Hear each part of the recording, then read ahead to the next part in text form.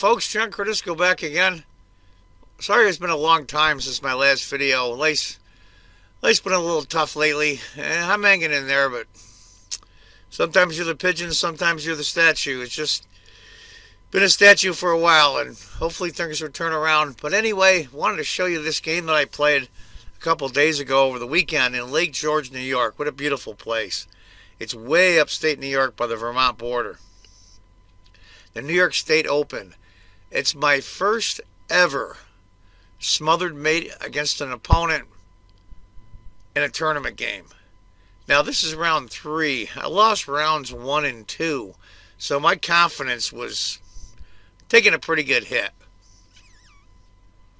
Those of you that play, chess is very much a psychological game, and last year when I was at the New York State Open, I won the first 4 in a row. So I'm thinking to myself, I hope this isn't the polar opposite. But anyway, I'm white.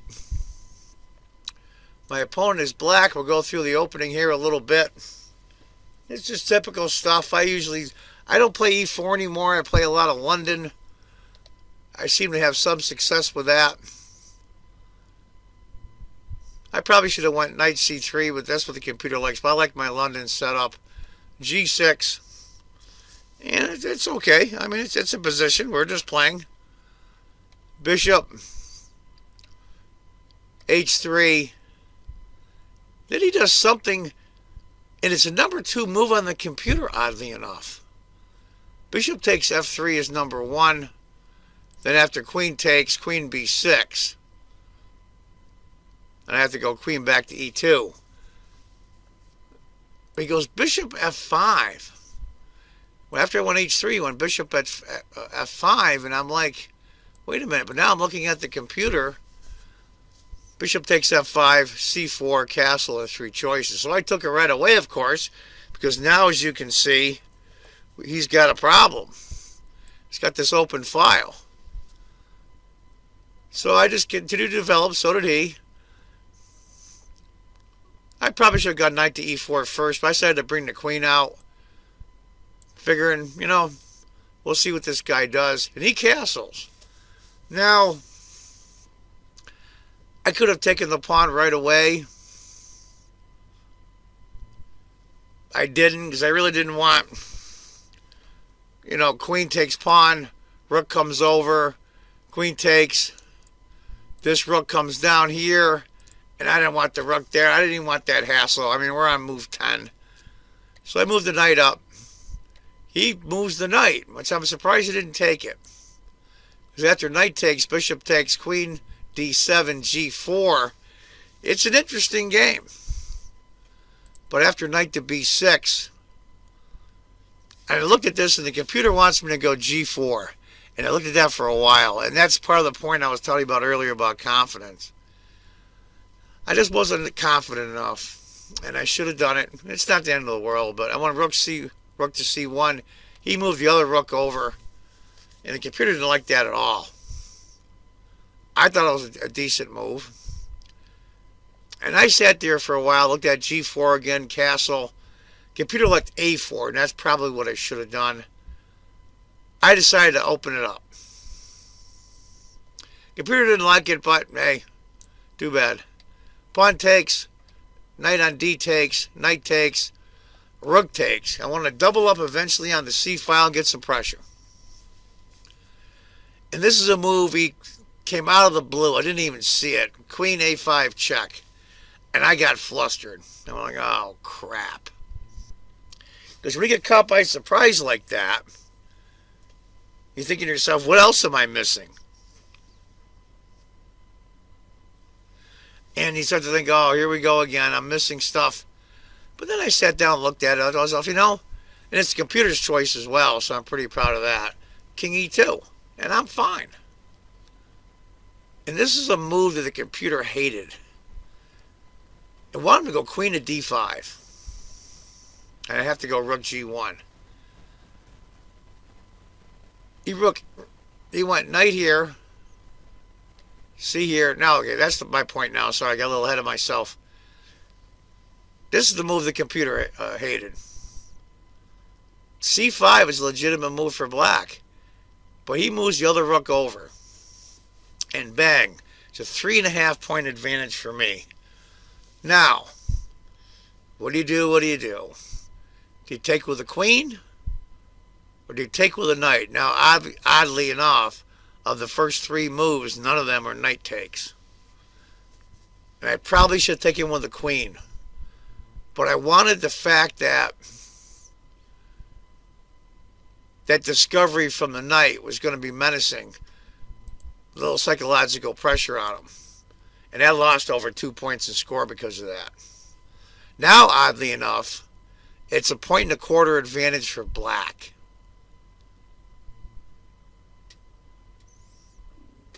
Because after queen takes, king h8, queen takes, check, king f3, rook e8, and I'm killing him. Absolutely killing him. Queen goes back to d7 and go after the f-pawn, and it's just a slaughter. Well, mistakes to be made. He went rook d5. And the computer hated that too. Should have went queen to b5, and after queen takes, pawn takes. You know, what do you do? What do you do? I'm getting killed here. I've got a rook hanging, and I got a knight hanging. What do you do? What do you do? And he had me. But he went rook to d5. So I got my knight out of dodge. And this is where I think my intimidation and my psychological pressure on him worked. If you look at this, he doesn't like that pin on his rook.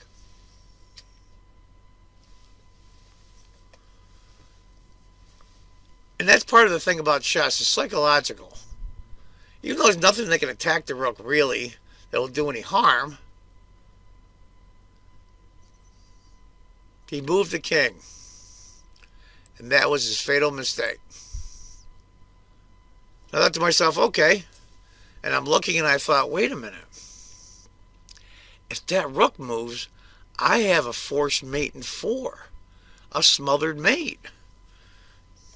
If he moves the rook,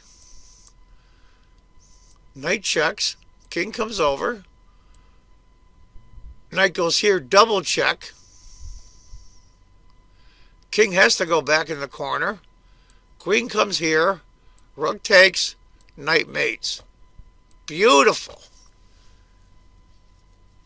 And the beauty of that was probably my main concern. The best move was queen takes b7, and it's just a slaughter after that. But it looked so pretty. I went f3 to kick the knight, because now after the knight moves, I want to attack the rook and make him move. He went queen a6 check. I thought to myself, okay, all right. It's not going to happen. So I went queen c4, so we trade. He went b5, and I went back to queen b3. I go, okay. Still technically it's on. He moves the knight. Now the computer really likes rook on h to c1. Yeah, it is a good move. But I thought to myself, it's still on. I went e4. He can play pawn takes, I play pawn takes. But what I missed was rook takes g5. And I missed it because I wanted this stupid smothered mate. Because after pawn takes, if I play pawn takes, this knight hangs. So I'd have to play knight takes and then pawn takes, and it's no big deal. And I got up from the playing hall thinking to myself, oh boy, what are you going to do now? If he plays pawn takes, you have to play knight takes, and they're going to lose the d pawn, and I don't know. So I got up and I went outside, had a cigarette, came back, and he had played rook takes d4. And now it's over. Now those of you that haven't seen a smothered mate, you want to figure it out on their own, stop the video now. Knight checks. King is forced to go to g8. Knight to h6, double check.